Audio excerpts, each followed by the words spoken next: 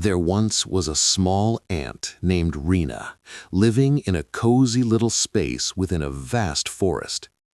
She was diligent, incredibly fast, and remarkably smart, often assisting other ants with their tasks. But lately, something had begun to trouble her heart. At night, Rena would watch the mesmerizing dance of fireflies under the ancient trees. Their soft, blinking lights appeared like tiny floating stars, captivating every eye that followed them. And Rena would think, with a sigh of sadness, "Why do people not look at me like that? What is this secrecy of living in darkness when everyone else seems so bright?" This thought became more and more prominent as the days went by. Her usual joy faded, her quick step slowed. The ant that used to be so cheerful now only dreamt of light. One fateful night, Rena was out searching for food when she spotted something truly unusual at the southern border of the forest. Humans had lit a roaring campfire. The flames glowed with a vibrancy brighter than anything she had ever seen, dancing and gilding the surrounding trees with a warm, golden light.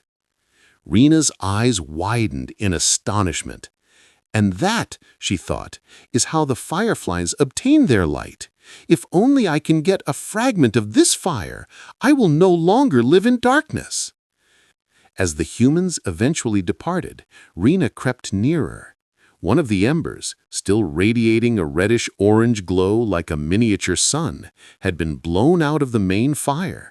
Very carefully, she used a dry stick to push it. It was incredibly hot, yet her burning passion was stronger. Gradually, painstakingly, she rolled the ember until it reached the entrance of her tunnel.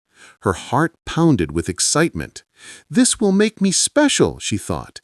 "The others will finally notice me." But as soon as she brought the ember inside, the air filled with thick, suffocating smoke. The dry leaves within the nest instantly caught fire. The tunnels began to burn. Ants ran in a panic, shouting, "Fire! The nest is on fire!" Rena froze. The very light she had desired so much was now threatening to ruin everything and everyone she loved. Tears welled in her eyes. "Oh no! What have I done?" Without thinking, she ran towards the ember. Her tiny legs were scorched by the intense heat, and smoke stung her eyes, but she didn't stop. With all her might, she forced the ember out of the tunnel. Slowly, painstakingly, she dragged it through the soil until she reached the stream nearby. The blaze licked at her back, but she pushed on until finally, with a splash, the ember fell into the cool water. The fire died. The colony was safe. But Rena, exhausted and covered in ash, collapsed by the stream, unconscious. When she awakened, the queen ant stood over her. The queen spoke softly, "You saved us." Rena looked down, ashamed, and said in a low voice, "No, my queen, I brought the fire here. I only wanted to shine." The queen smiled gently. "You did shine, Rena, not with fire, but with immense courage." Over the next several days, the ants constructed their home anew by the tranquil stream. At night, the water itself seemed to glow softly. Beneath its surface, the old ember still faintly radiated light, casting beautiful golden reflections on their tunnels. The queen indicated it and declared, "From this day on, we will all remember her as Rena, the sun-bearer."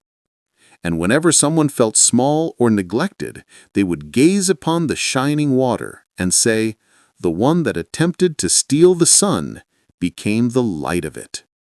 Since that time, Rena no longer envied the fireflies.